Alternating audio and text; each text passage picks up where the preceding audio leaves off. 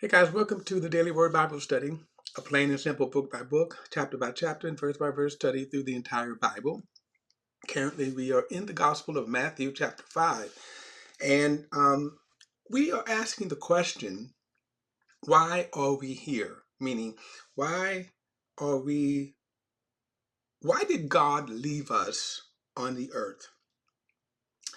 When you look at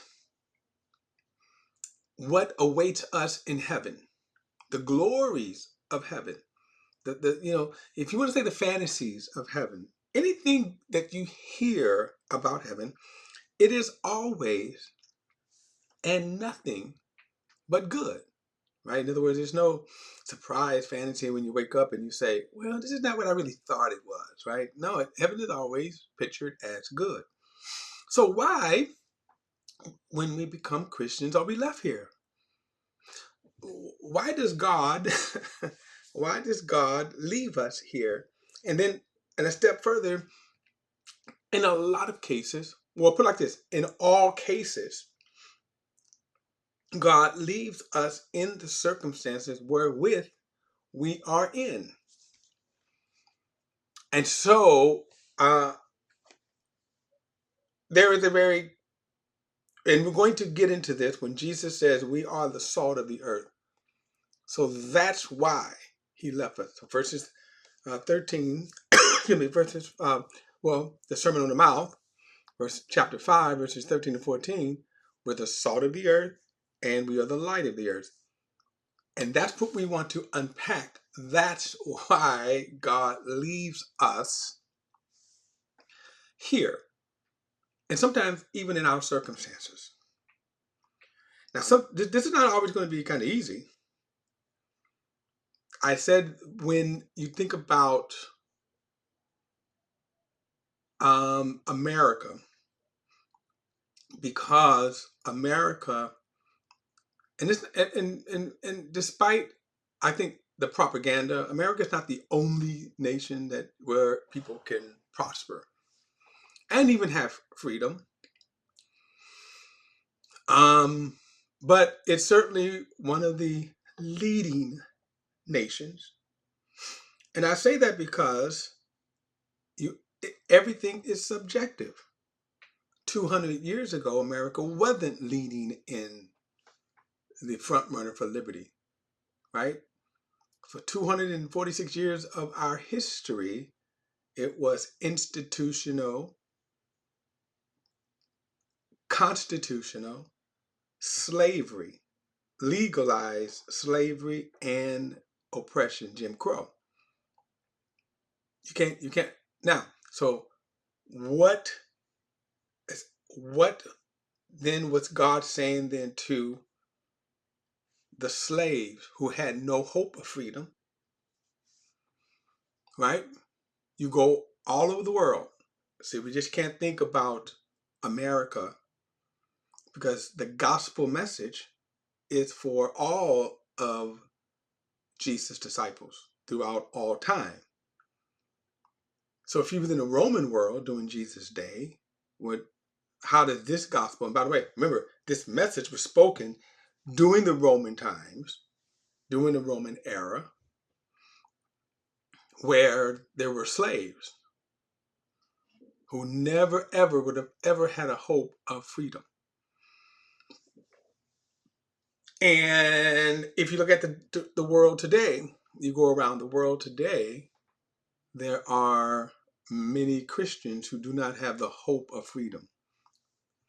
Women who have to wear hijabs, burqas, chadors, right? So there are a lot of nations. I mean, but think about this. If you live in Russia, right? Do you really have freedom? You don't have it like America. So my point is that if you are a Christian in these nations, any nation, Venezuela, any nation, how then, and then why does God leave you in those circumstances? So let's get back into it.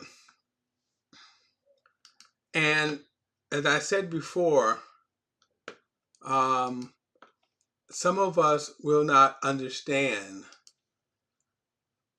I think some of us, well, let me just say this. A lot of us, and I'm going to be make a short sentence on this, that you can say you've been beguiled by the false gospel of prosperity and even motivational speaking, motivational teachings that tells you, for example, there are Christian television ministries whose titles are titles such as enjoying your everyday life, you're living your best life.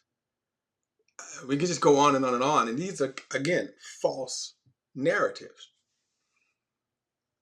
They sell books, they do amass numbers, but they're not with the gospel. But watch this. Let's kind of go back, because some of us. Let's go on and read. Look at verse 13 again. Now I read when Jesus said to his disciples, remember this is his standard for righteousness. He's equipping his disciples, which are us, right, for his standard of righteousness. But then why? Here is the why. By the way, this is the why to a lot of questions. Why are we here? Why doesn't God change the world? Right? You hear that a lot. How come God allows evil? Well, look at verse 13. You are the salt of the earth. But if the salt should lose its taste, how can it be made salty? It is no longer good for anything but to be thrown out and trampled on by men. You are the light of the world. The city situated on a hill cannot be hidden. No one lights a lamp and puts it under a basket, but rather on a lampstand, and it gives light for all who are in the house. In the same way, let your lights shine before men, so that they may see your good works and give glory to your Father in heaven. Now let's get back to this one here. You are the salt of the earth. So why does God leave us here in the earth? And I think this is very important, because one of the reasons why we are left here is because we are the salt. In other words, God doesn't remove us from the earth. And the reason why is because God has a purpose for the church. And notice he uses the term salt. You are the salt of the earth. And then so what would salt be used for? Well, Jesus sort of tells us, right? If it should lose its taste, how can it be made salty again? It is no longer good for anything but to be thrown out and trampled by men. Now that becomes very important to understanding something when we ask the question, why are we here? Now I have to deal with the idea of the false narratives, the false teachings that have been plaguing the church. I think that we've always had them in our generation, in our time, in our lifetime. You see these false narratives, whether it's the faith and prosperity movement. I was actually saved under the word of faith movement. And boy, do they hand you a bill of goods, a whole list of false hopes. Anywhere that you could that if you have enough faith, if you use the principles of faith, the laws of faith as they teach, you can create your own reality. Your own reality. If you just have enough faith. Now, and then so how do you get that? Well, you have to kind of follow their teachings. Now, these teachings goes back to the late 60s, early 70s. So there are the architects of the word of faith. Most of them have passed away. I think that I can think of, there's only one left, Kenneth Copeland. One left. Now, there are what's called second generation people that are out there. So when you think about secondary, people who are their proteges, okay, they're teaching. And what is interesting when you look at a lot of those who are left from the era of the beginning of that movement, a lot of them are old, sick. They all die of some kind of illness, and they are masters at moving the goalposts so that throughout the last nearly 60 years of the movement, how do they get around with the failed promises of their teachings? Well, again, they're masters at moving the goalposts. So, for example, if you say here's our laws for prosperity, and they give you 5 or 6 principles of how to give and to earn prosperity. And even to this day, you look at some of those teachers and stuff, and they follow these so-called laws. Like, for example, when the ministers take up their offering, they hold up their offering. They'll hold up their offering like that, and they'll say, and they recite a confession based upon Deuteronomy 26. And after all this time, who has prospered from that?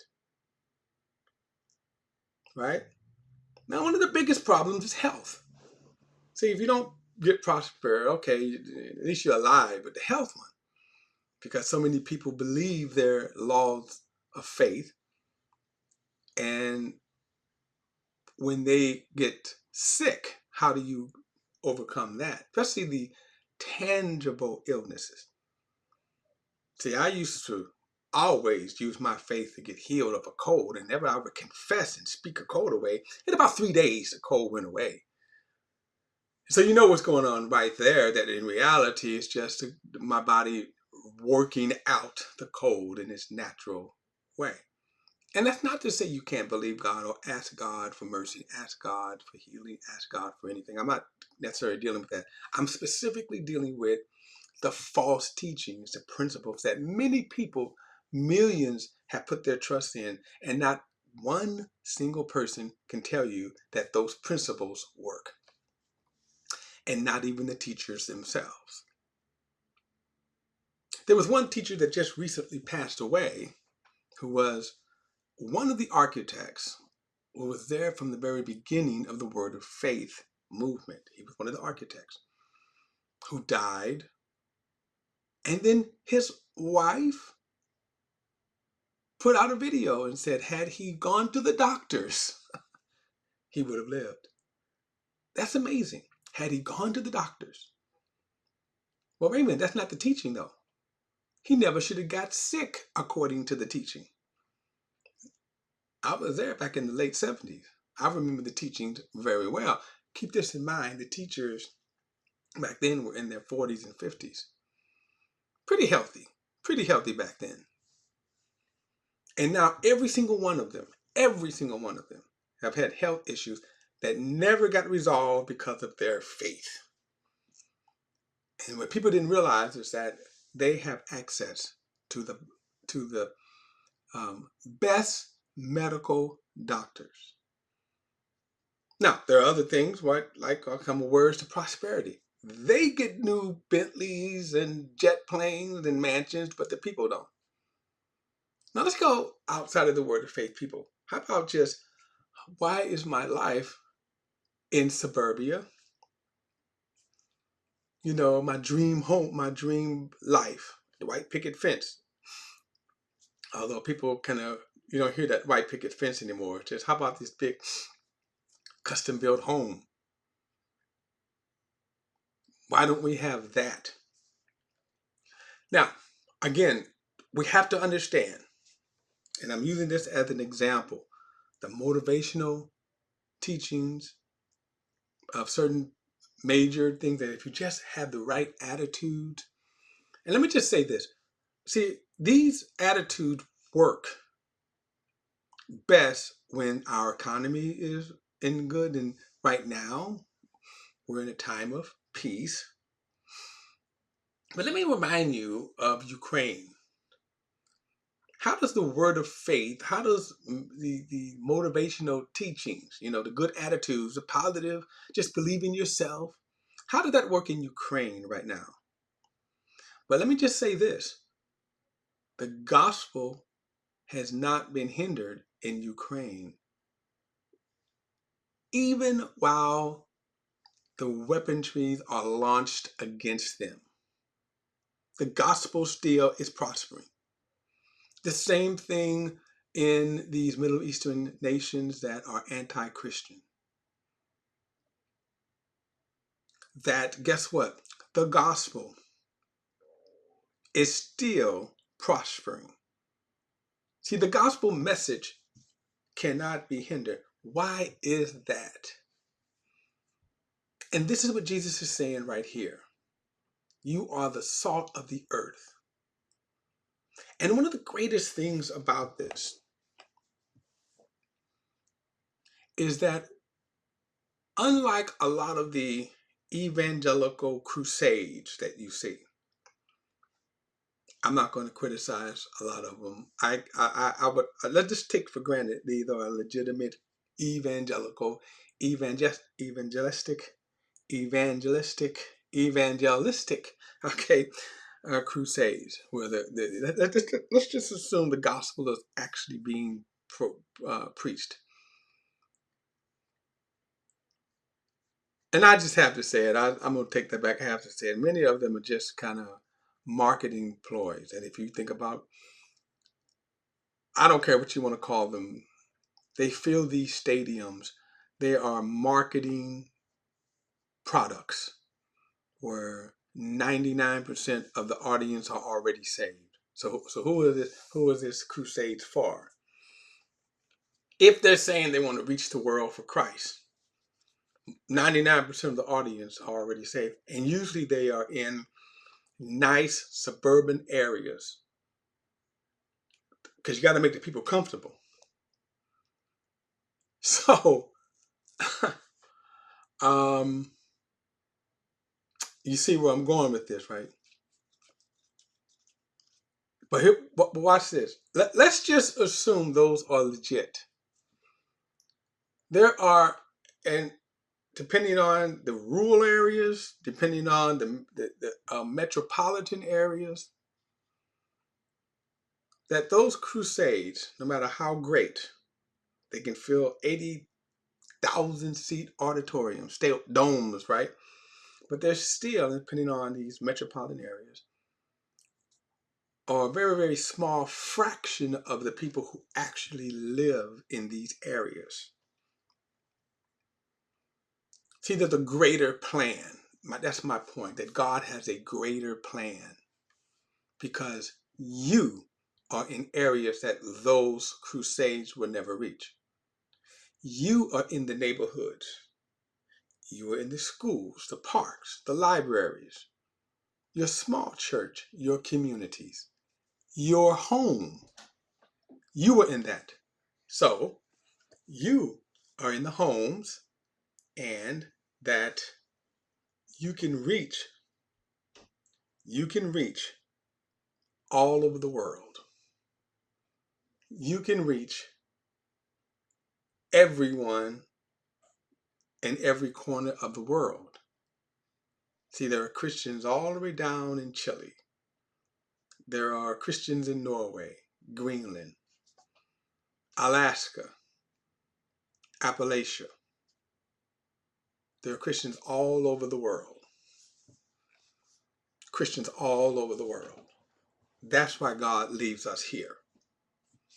See, that's why God is preparing us. This is why he says, you are the salt of the earth because you are everywhere. The most notable evangelists cannot reach where you are.